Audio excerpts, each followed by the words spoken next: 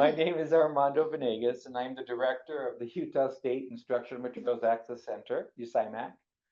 And I'm here with a few of our staff. We have Mandy Kay, who's here, who's our Braille Production Coordinator. We have Cassie McFarland, who is our Executive Secretary for USIMAC and also our Financial Manager for the PBN program. Amy Young and Javier Martinez are both here as well, and they're coordinators as well. And they're here, they're going to be answering any questions you might have as we go along. So please put any questions you have in the chat box, and they will be there answering them as we go along. So welcome to the 2025 Braille Network webinar. Let's go to the next slide. So on the screen is our mission, and USIMAC was founded exactly 16 years ago. Today is our 16th birthday, sweet 16. Yay. So we were founded in 2009 with the vision to help school districts and charter schools in the state of Utah provide accessible educational materials to all eligible students. Federal law and equity for all students requires that we provide core textbooks and curriculum materials in Braille and other accessible formats determined by their IEP team, at the same time as their sighted peers. This is a challenging but rewarding goal that you are all part of. We appreciate your professional and timely work to provide this resource for our students. As you know, Braille is not an easy job. There are a lot of moving parts in the production timeline, and we realize that you all have other projects that you're working on for students in other states. So communication is extremely important, and we'll discuss more about that later on in our presentation. Next. So how to become a PBN? So anyone who has completed the Library of Congress Braille certification course may be eligible to become part of the USIMAC's Preferred Braille Network, or PBN network.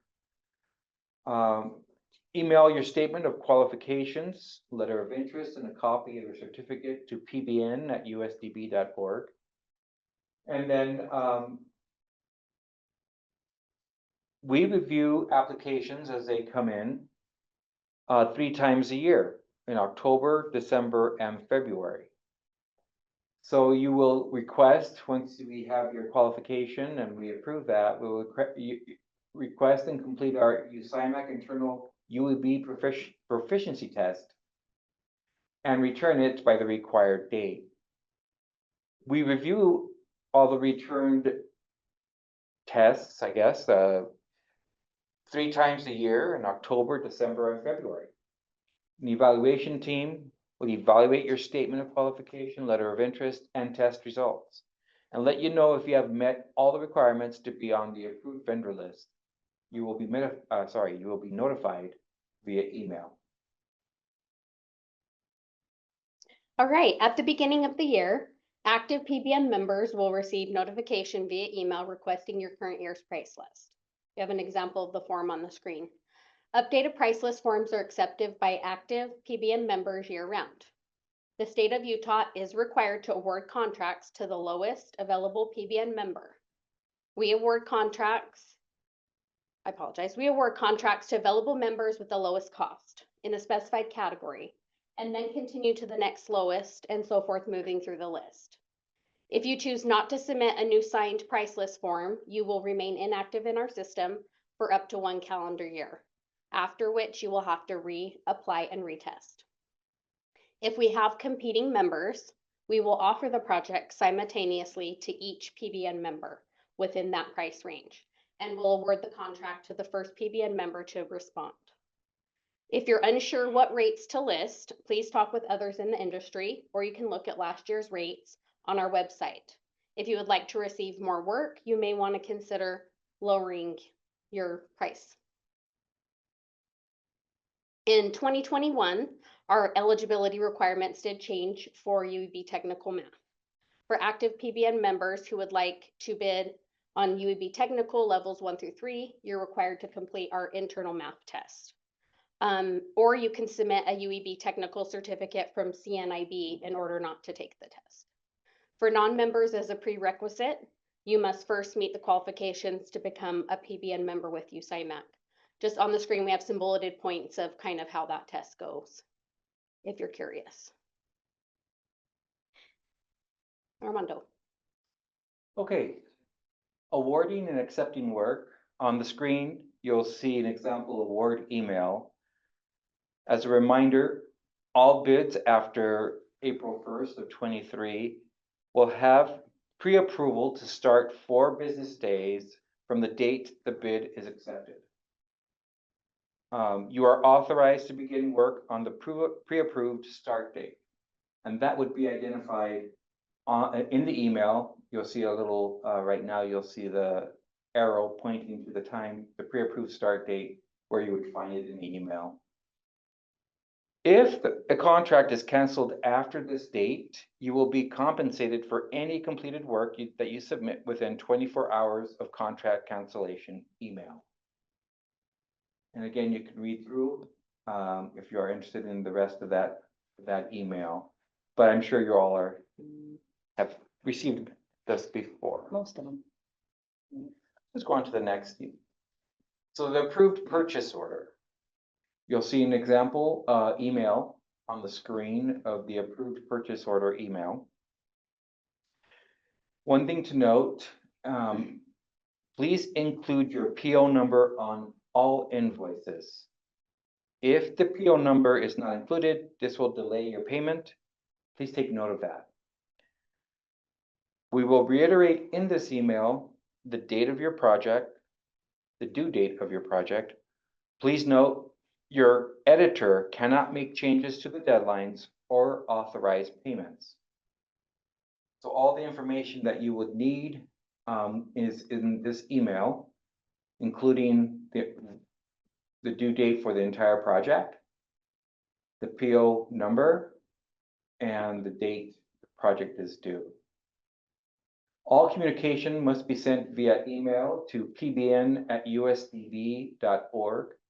and please carbon copy the editor assigned to that particular project. Okay, the process once you have the project. So once you're assigned an editor, you will receive their contact information. You may be working with several different editors over the course of the season. Please pay careful attention to the assigned editor for each contract and work only with that editor for that project. You must include again the CI number, which is our internal project number, the CI number, in the subject line of every communication. Again, you must include the CI number in the subject line of every communication. We process over 3,000 projects every year. The contracts established are based on these CI numbers. Without them, we won't know which contract you are talking about, and this will definitely cause delays. USIMAC does not accept partial submission of work. We only accept submittal of complete volumes, chapters, units, or sections, or as requested by the editor. Okay, project refusal. So not responding to a project request will count as refusal. If you refuse a project request, then accept the next one, then the penalty clock, if you will be reset. If you refuse a project request or fail to respond to a project request for 2 projects in a row, you will be skipped on the next project. If you refuse 3 consecutive projects, you will be put on probation for 3 months. If you are put on probation twice, we will remove you from our PBN approved vendor list for 2 years. If you wish to reapply after that time, you will be required to retest. If you would like, however, to remove yourself from receiving Borough contracts requests, there will be no penalty as long as you let us know ahead of time. We can approve this up to 1 calendar year.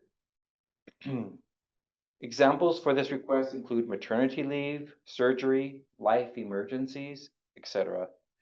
However, we cannot approve your removal without penalty if you are on an active project. Please contact us again at pbn@usdb.org if the need arises, and we will work with you to extend the contract if needed. All right. Projects will be transcribed in the following order below as a general rule unless specified others in your contract. So you would follow 3 volumes of body matter, 1 volume of preliminary, 1 volume of supplemental, and then the cycle restarts. Again, unless otherwise noted in your contract, that's what you would follow. Not all projects do follow the same workflow, so please read the details carefully and address your questions with your assigned editor after your pre-approval start date. Before starting a contract, please read through Attachment C Agency Guidelines for USIMAC Braille projects carefully. The entire document is on our website and attached to every bid contract, so the rest will be a quick interview. On our website right now, we don't have it updated, but it will be shortly.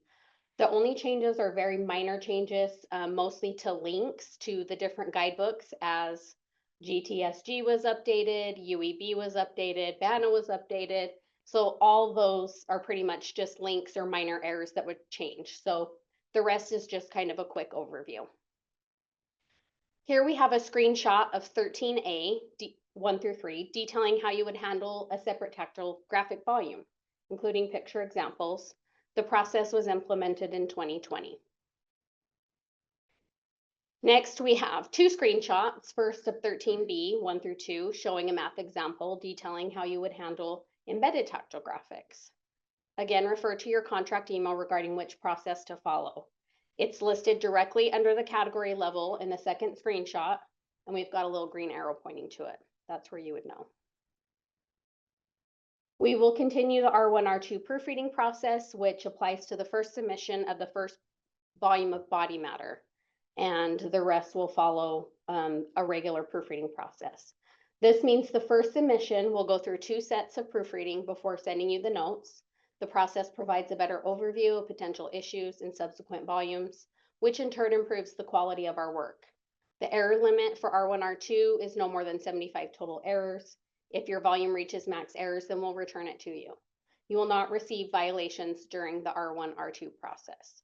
We ask you to please be cautious when working too far ahead. If there's an agency editor decision that will alter subsequent volumes, then you'll be required to make those changes, even if the volumes have been submitted. Cassidy. All right. Hi, everybody. Okay, customer service will verify with your editor the number of pages we received from you against the number of pages you had submitted. Once you receive the confirmation email or your final fact sheet, then you can send an invoice to pbn@usdb.org. You have the option to submit an invoice every time you receive a final fact sheet or at the very end of your project. It's your choice how you'd like to do that. Please make sure that on your invoice there is the date. They are buckling down on that, so if there's not a date on there, we will return it to you to put a date on and make sure it's correct. The PO or purchase order number, the CI number of the project, number of volumes, your page count per volume, and then it's very helpful if you put whether that invoice closes out that purchase order or not. Not including this information could delay your payment. So please note that the state of Utah terms and conditions, we make every effort to make sure you get paid within 30 days. However, the state does allow up to 60 days to process payments. We ask that if you have not seen a payment within 30 days of submitting your invoice, reach out to us, send us an email. You should be seeing it within 30 days or less. So if you haven't, let us know. And then if you haven't received the payment within 60 days, you can submit a new invoice with interest charges. All right, here is an example of the final fact sheet. It looks just like the ones from last year. So that's what you will be receiving, and then you can submit an invoice at that point or at the very end of your project. Very good. So come back to me about contract violation. So what is considered a violation? So we're going to go through these points right now. So number one, missing a submission deadline by 24 hours. That's a violation. Number two, not responding within 24 hours of receipt of purchase order. Number three, submitting the wrong format, not adhering to agency guidelines and or contract requirements. 4, not following through with corrections within 5 business days after proofreading notes are received. Number 5, submitting a volume with more than 45 errors for levels 1 and 2 and 75 errors for level 3 and above, including foreign language level 2. Number 6, any submitted volume that needs to be proofread more than 3 times. And 7, not correcting all errors listed on the error sheet without explanation or dispute up to 5 times per contract. So the penalties for violation: first violation, we will issue a warning. Second violation will result in a 10% deduction in the final payment. Third violation will result in a contract cancellation for any current projects and subsequent probation period of 3 months. You will have 24 hours to submit the work you have completed. You will be paid for that price, that piece only, minus a 10% deduction from your second violation, and you will begin your probation period. If you are put on probation twice, USIMAC will remove you from our PBN approved vendor list for 2 years. When you wish to reapply after that time, you will be required to retest. On the screen, you will see some web shots of our website, usimac.org. At the very top, you'll see in the header the PBN drop down, and then also when it drops down to current members, you will find all information that you will need for the PBN project or program. We also put a snapshot there of the PBN documents. We have updated most of them. There are a couple, I think 2 more that we need to, or 1 more that we need to update, which is the agency guidelines, which will be done fairly soon. But you'll see there that that's the invitation to contract letter, the price list form that you will use and send to us. Those we also sent via in the mail. In snail mail. In snail mail a week or a few weeks ago.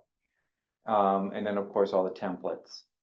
So yeah, just wanted to make you familiar with our website and where you would find everything you need.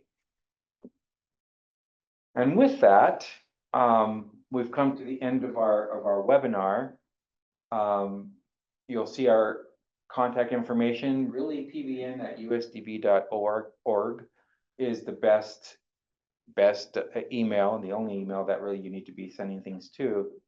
And of course, our website is usimac.org. So it's nice to see you all our returning PBNs, and we'd like to welcome all our new candidates. It's a pleasure to have you all on our team.